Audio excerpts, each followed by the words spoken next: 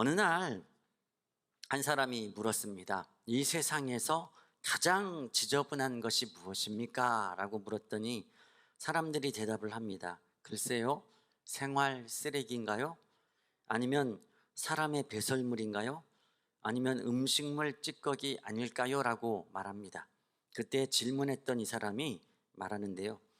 이 세상에서 가장 지저분한 것은 제 자리에 없는 것입니다. 있어야 할 자리에 없는 것, 그것이 가장 추하다는 것이거든요. 육아를 하는 엄마들, 직장에 가서 이제 퇴근을 하고 집에 돌아와 봤더니 집안이 아이들이 온통 지저분하게 그냥 엉망이 된 겁니다. 물건들이 제자리에 없고 여기저기에 흩어져 있어서 짜증이 납니다. 바로 이런 상태를 가장 지저분한 상태라고 할 수 있는 겁니다. 성도는 예배의 자리에 있을 때 가장 아름다운 것입니다. 찬양의 자리에 있을 때 가장 멋있고요. 기도의 자리에 있을 때 가장 은혜스럽고, 말씀을 읽고 사모하는 자리에 있을 때 가장 힘있고 얼굴이 빛나게 되어 있다라는 것입니다. 남편분들은 남편의 자리, 아내된 분들은 아내의 자리, 학생은 학생 자리, 그리고 선생님은 선생님의 자리, 스포츠 선수들은 선수의 자리, 감독은 감독의 자리, 자기의 자리를 지킬 때가 가장 아름다운 것입니다. 그래서 오늘은 본문을 통해서 우리가 제자리를 찾는 것을 한 단어로 기록하고 있는 것을 보게 되는데요. 오늘 19절 말씀을 화면을 보고 읽어보겠습니다. 시작. 그러므로 너희가 회개하고 돌이켜 너희 죄 없이 함을 받으라. 이같이 하면 새롭게 되는 날에 주 앞으로부터 이를 것이요. 우리가 제자리를 찾는 것을 오늘 보시면 한 단어로 말하면 회개라는 말을 씁니다. 회개는 제자리를 찾는 일입니다. 회개라는 단어는 변화되다, 돌이키다 라는 뜻이 있는데요. 단순히 미안해하는 감정을 넘어서서 자동차로 보면 자동차가 운전을 가다가 유턴의 표지판을 보고 완전히 방향을 틀어서 돌이켜서 가는 것을 말할 수 있습니다. 죄로부터 확실히 돌이켜서 하나님께로 돌아오는 것.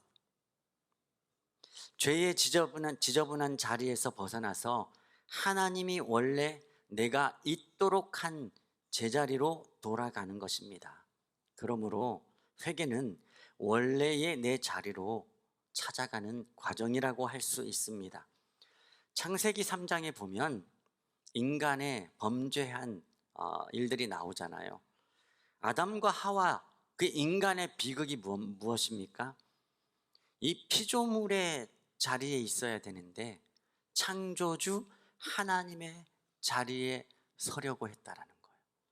죄가 무엇입니까? 죄라는 것, 오늘 본문을 중심으로 정의를 해보면 죄는 나의 자리에 만족하지 못하고 남의 자리를 넘보고 탐내고 빼앗는 것, 그것이 바로 죄라는 것입니다. 이 죄를 지은 인간 어떻게 됩니까? 에덴 동산에서 함께 하나님과 살았는데 더 이상 하나님과 함께 할 수 없게 됩니다. 창세기 3장 24절에 그 사실이 나오는데요. 한번 읽어보도록 하겠습니다. 시작. 이같이 하나님이 그 사람을 쫓아내시고 에덴 동산 동쪽의 그룹들과 두루 도는 불가를 두어 생명의 나무의 길을 지키게 하시니라.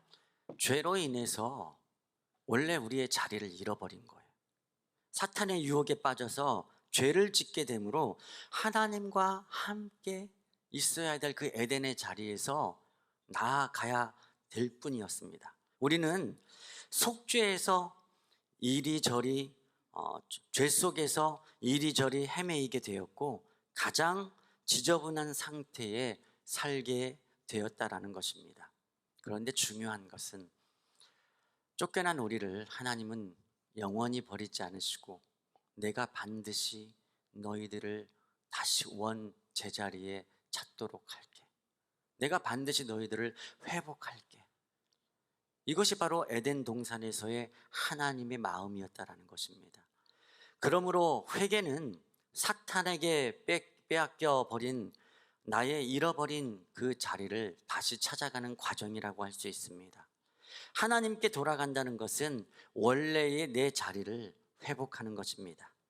그래서 오늘은 이 본문을 통해 내가 제자리를 찾아가는 과정, 그 제자리를 찾는 과정에서 어떤 변화가 내 안에 일어나는가, 그 과정을 잠깐 살펴보기를 원합니다.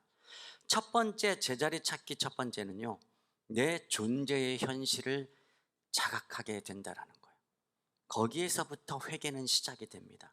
내가 어떤 존재임을 마주하게 되는 것인데요, 즉 내가 죄인임을 깨닫는 거예요. 19절 말씀 같이 한번 읽어보겠습니다. 시작.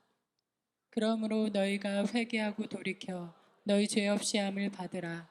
이같이 하면 새롭게 되는 날이 주 앞으로부터 이를 것이요. 회개하고 돌이키라.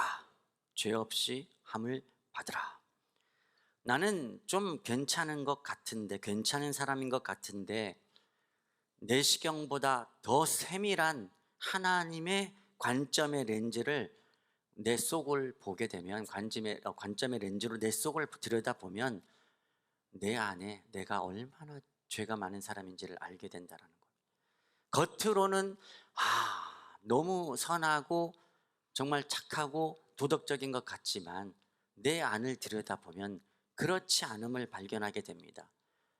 나는 그래도 선하게 살았고 눈에 띄게 나쁜 짓을 한 적도 없고, 그러나 내 속을 들여다보면 이 세밀한 찌질한 죄성이 있다는 것을 어느 날 발견하게 된다는 것입니다.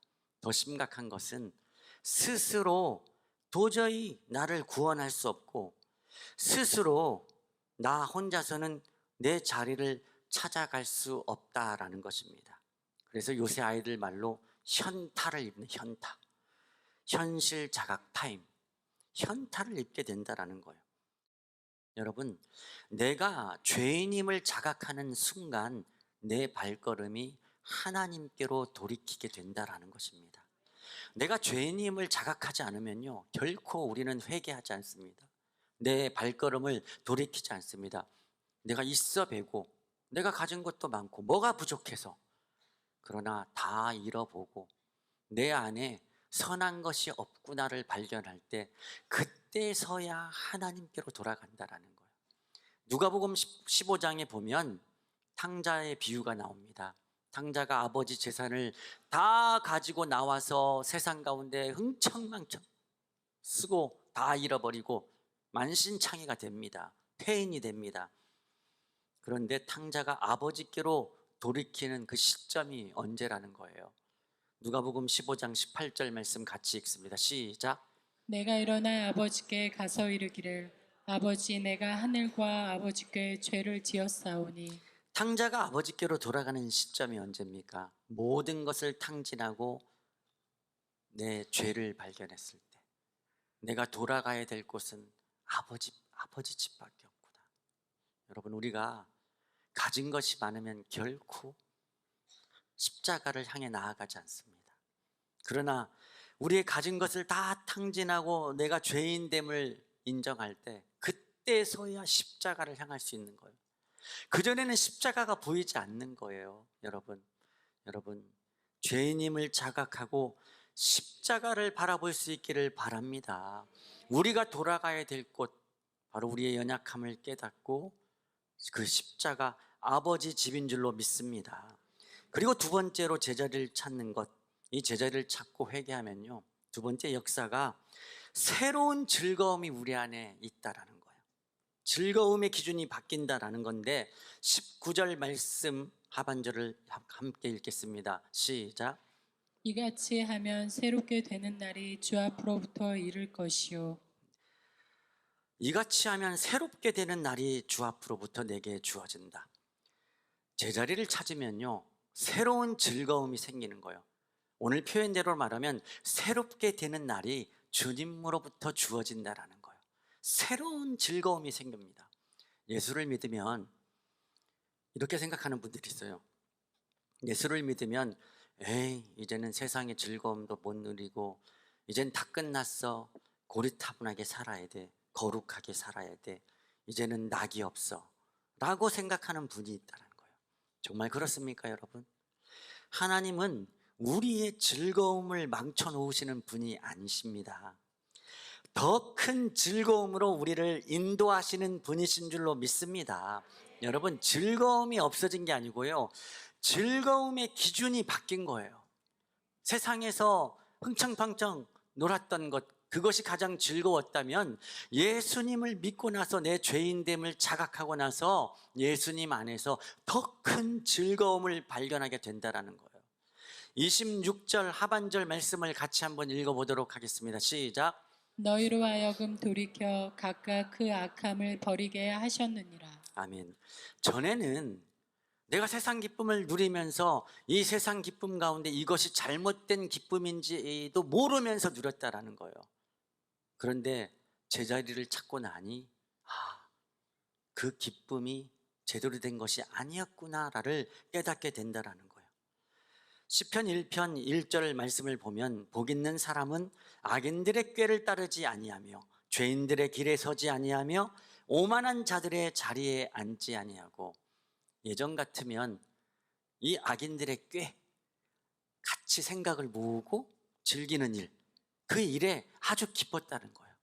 죄인의 길에 서서 함께 그 길을 걷는 것이 기뻤다는 거, 즐거웠다는 거예요. 오만한 자들의 자리에 앉아서 누리고 그 즐거움을 굉장히 누렸다라는 것입니다. 그런데 2절 말씀, 오직 여호와의 율법을 즐거워하여 그의 율법을 주야로 묵상하는도다. 예수님을 만났더니 이제까지 생각하지 못했던 큰 즐거움이 있는데, 율법이라는 것은 말씀을 즐거워하여 그 말씀을 어떻게 해요? 밤낮 묵상했다라는 거예요. 밤낮 묵상. 얼마나 즐거웠으면요. 유진 피터슨 목사님은 이 구절을 메시지 성경에서 이렇게 번역을 합니다. 오직 하나님 말씀에 사로잡혀 밤낮 성경 말씀 곱씹는 그래. 하나님의 말씀의 기쁨으로 내 심령이 사로잡혔다는 거예요. 너무 기쁘다는 거예요. 전에는 꾀와 길과 오만한 자리에서 자기가 잘못된 것도 모르고 그렇게 살아왔지만, 이제 말씀의 감각, 즐거움의 감각이 새롭게 내게 생겨났다라는 것을 말합니다. 즐거움이 없어졌다라기보다 즐거움의 기준이 바뀐 거라는 거예요. 하나님의 말씀을 듣고 싶고 그 말씀에서 재미를 느끼고 기도하는 시간이 즐겁고 찬양이 신나고 예배 시간이 기다려진다라는 것입니다. 여러분 표정이 왜 그러세요? 안 즐겁습니까? 새로운 즐거움이 생긴다라는 거예요. 그런데 생각해 보면 이 세상의 즐거움을 내가 버린다고 해서 버릴 수 있나요? 잘 안 버려지잖아요. 이게 내가 버릴 수 있다고 버리는 게 아니에요. 세상에 즐거운 것들이 얼마나 많아요. 돈을 버는 즐거움 경험해 보셨어요? 해보셨어요? 네.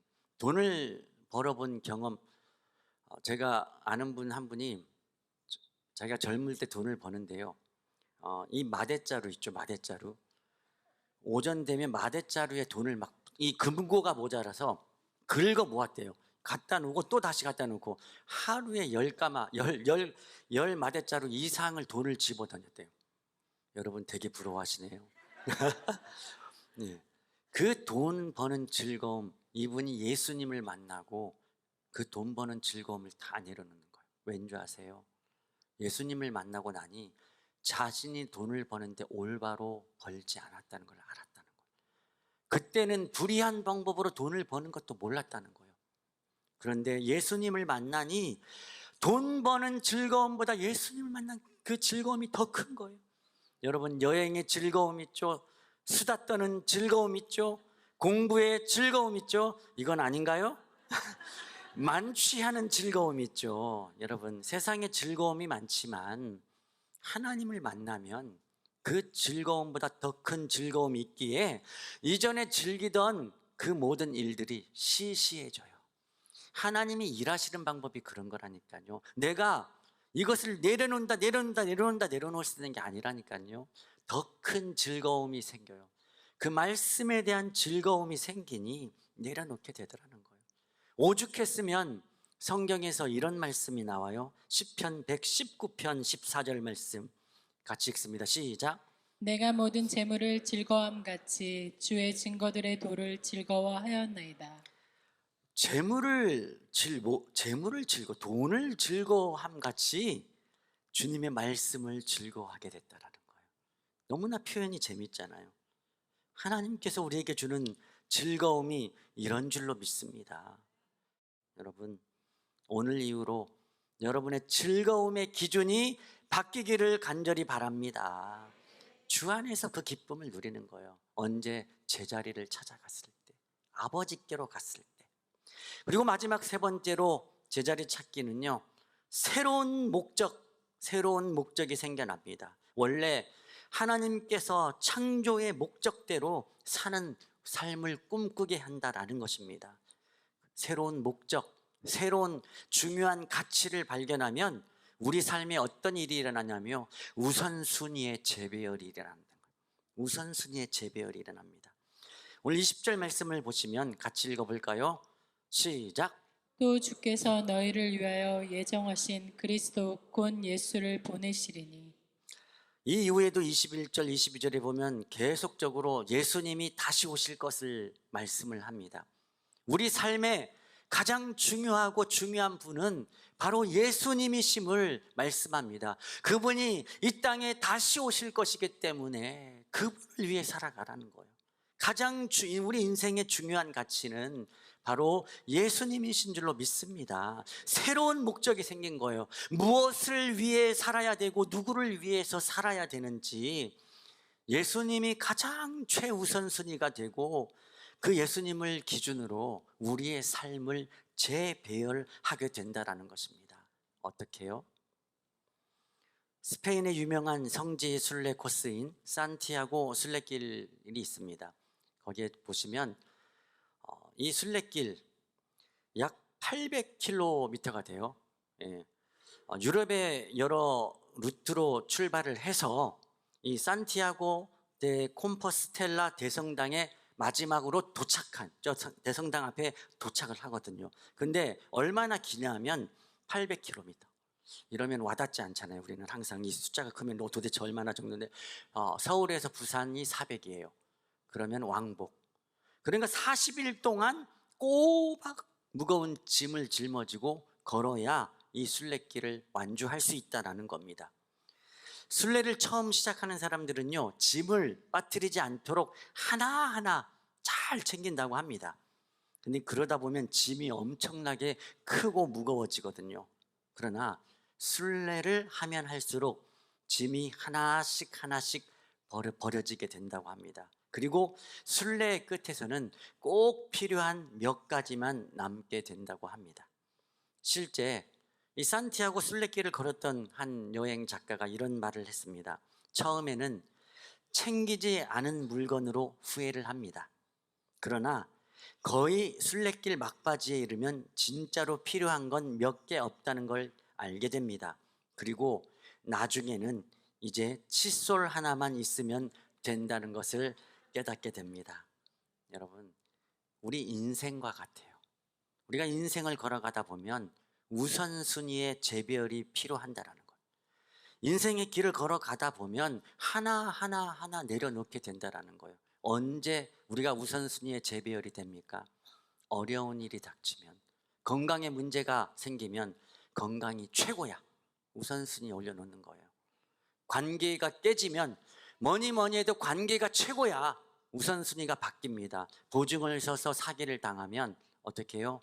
신뢰와 신용이 최고야. 큰 문제를 경험하고 가족들에게 위로를 받으면 가족이 최고야.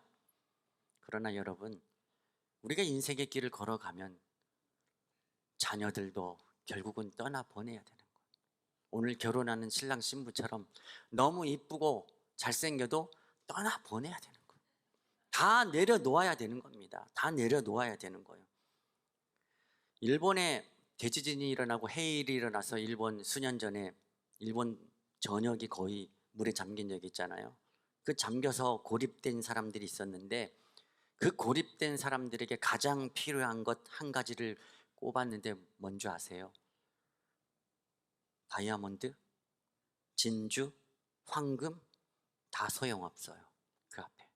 그들이 가장 필요한 것 단 한 가지, 한 병의 물이었다고 합니다. 우리가 인생의 힘든 터널을 지나면 비로소 가장 중요한 것이 무엇인지 안다라는 거예요. 그래도 깨닫지 못하면 언제 알아요? 제가 많은 분들의 임종, 마지막 생을 보낼 때 그 자리에 있으면서 성도님에게 가장 필요한 게 무엇입니까? 묻습니다.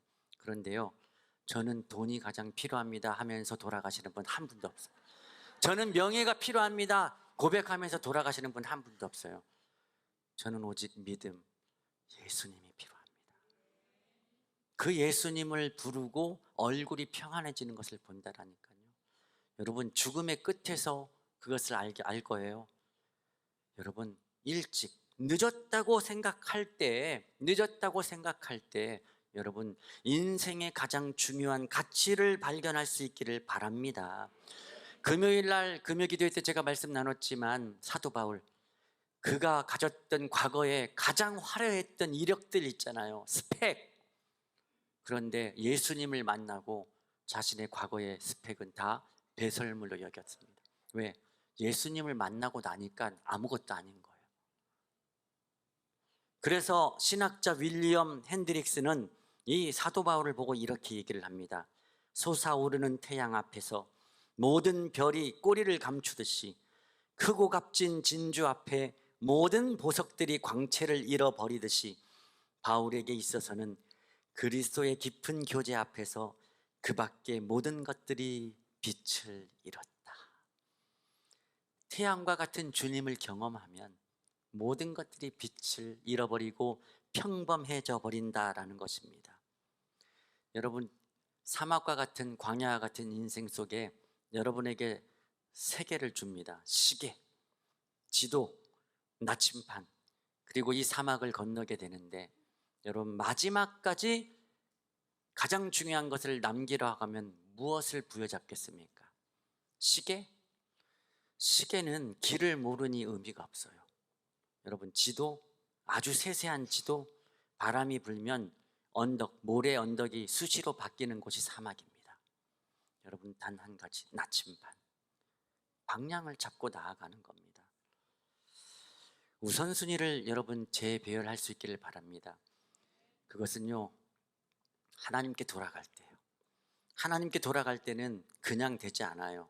내 자신의 연약함, 넘어지면서 야, 내가 이렇게 연약한 존재구나, 죄인이구나 라는 사실을 깨달을 때 주님께 돌아가고, 주님께 돌아가면 어떻게 돼요? 세상에 누렸던 기쁨보다 더 즐거운 기쁨을 우리에게 주시는 거예요. 그 기쁨을 누리고, 그럼 어떻게 돼요? 그 예수님의 앞에서 우리의 삶에 중요하게 여겼던 이 우선순위가 새로 재배열되는 겁니다. 내가 무엇을 살아가야 될지를 발견하게 되는 겁니다. 오늘 저와 여러분이 이런 은혜가 있기를 간절히 바랍니다.